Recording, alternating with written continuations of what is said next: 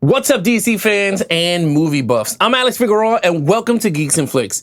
Here are the DC films we previously reviewed, and now we're up to 1983, and the film is Superman 3, directed by Richard Lester. Now, we know him because he replaced Richard Donner in the film Superman 2. Now, this film has an interesting cast. So we're going to start it all off with the cast. And the first things first is Christopher Reeve as Superman / Clark, of course. We got Margot Kidder as Lois Lane. We got Richard Pryor as Gus Gorman. We got Annie O'Toole as Lana Lang. And then, of course, we got Robert Vaughn as Ross Webster.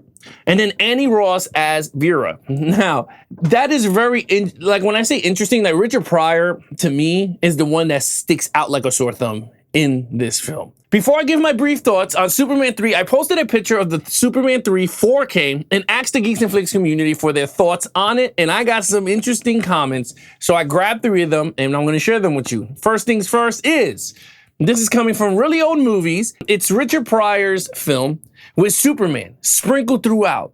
I will say that the Office Space called back where they steal money pennies at a time is the funniest thing about this movie. So again, thank you, really old movies. The next comment comes from Exorcist Reviews. I was hoping for better when it first came out to theaters. I thought the story would be different. There was an article for it well before it came out that read that Superman was supposed to get trapped in a video game. I guess somebody didn't like that idea. That would have been a horrible idea if that really happened. Number 3, this is from Triborough Gigolo. Not good. The addition of Richard Pryor made it too comical. Again, guys, thank you so much to everyone that left comments. Now, let's get into my mini review of Superman 3. And I'm going to say this pretty quick. I think the film itself loses itself by the 3rd act. I think the first 2 acts is okay. I don't think it's like the best movie ever. I thought it was decent, at least. I enjoyed it for what it was. I enjoyed Clark Kent going back to Smallville. I thought that was fun. I like that he met up with Lana Lang. You know, it's funny because once you see the Smallville TV show and then you know Lana Lang and you know, I think Brad or whoever the boyfriend is, and you see them in the movie, you're like, oh, okay, I know who these guys are now. And I thought it was cool revisiting all that. I thought that it needed it in the films for some reason. They needed it with Christopher Reeve. Christopher Reeve in the film was still good, but the script did not work for him as much. There was not much saving opportunities with Superman because here they developed a fake kryptonite with an unknown thing and he put tar for, it was just so stupid. And pretty much it became not Bizarro that we all know, but he became bad Superman and he didn't want to save nobody. And I thought that was pretty weak and lame. I thought Christopher Reeve did a great job portraying the both. But the film itself it's not good. It's not a good film. I thought it was, again, it's a lackluster sequel to the Supermans of Christopher Reeve Superman. I think it's very lackluster. I think from here on in, I think him as Superman in the films, I think it just starts to tank. So for me, it was just a lackluster sequel to the Superman franchise. That's what I kind of feel about the movies. Now, let's get to the pro. All right, so what was the pros of this film? Now, number 1, Christopher Reeve as Superman and bad Superman. This is going to tie together with another part of my pros, but I'll just link them together. Christopher Reeve did a great job as bad Superman and good Superman. I think the junkyard scene is the best scene in the film. I'm gonna be honest with you. I think it's the best film because you got to see his acting chops when he played Clark Kent fighting evil Superman. And I thought that worked very well. I was really invested in it. I was like, oh, wow, this is actually pretty cool. Bad Superman is trying to get rid of that side of him and he can't. The good side was always gonna outwin the bad. So I thought that was cool. I was like, you know what? That is pretty cool. When Superman came back, I was like, yeah, this is fun. I like that a lot. Now, in terms of Lana Lang, I think Lana Lang worked for this movie. Like I said before, I like Annie O'Toole as Lana Lang. I thought she was gorgeous at the time, and in the film, I still think she's gorgeous, a woman. But I felt like she grounded Superman in this movie. I thought it worked because they got rid of Lois Lane, which we're going to talk about that in a second. But I thought Annie O'Toole's character, she was fun, she was loving, she was from Smallville. She needed Clark Kent's help / Superman, and he delivered. And at the end of the film, she started to work at the Daily Planet as the secretary to Perry White. So I thought that was pretty fun. That is the only positives from this movie. Let's get into the cons. The cons of this film, oh my God. Number one is Lois Lane. What was the point of having Margot Kidder back as Lois Lane if she's here in the beginning and then goes to Bermuda and does not come back towards the ending of the movie? Horrible decision. Very bad, really stupid.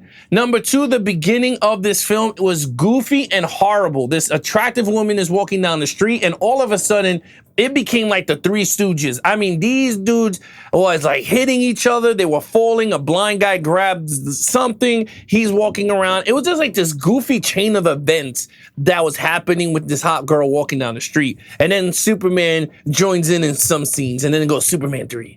Horrible. Horrible beginning to a Superman movie. Really stupid. It was not funny at all. I was like, this is, it pretty much sets the tone for the film going throughout.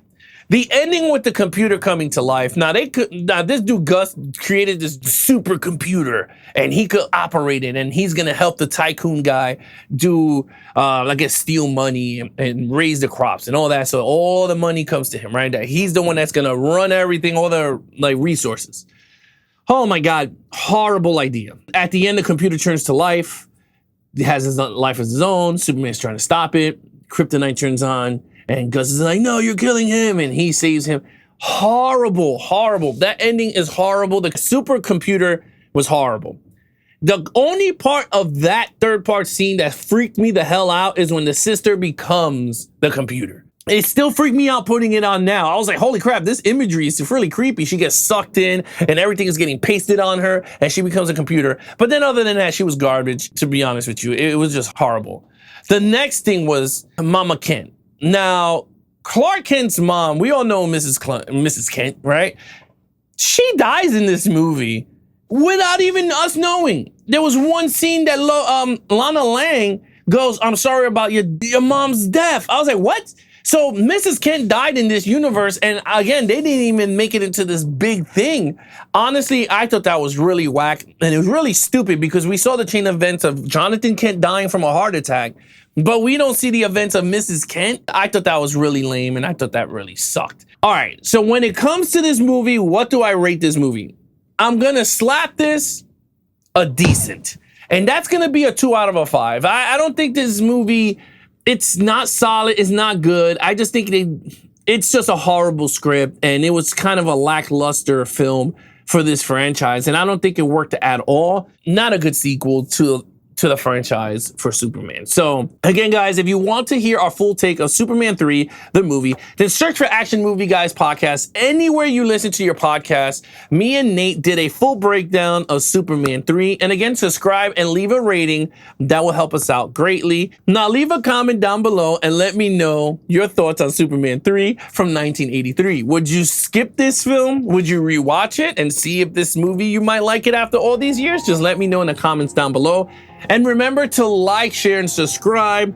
Join me as I continue my DC live action watch through every Wednesday and check out Nate's new release films every Friday. Till then, keep the reels rolling and geek out.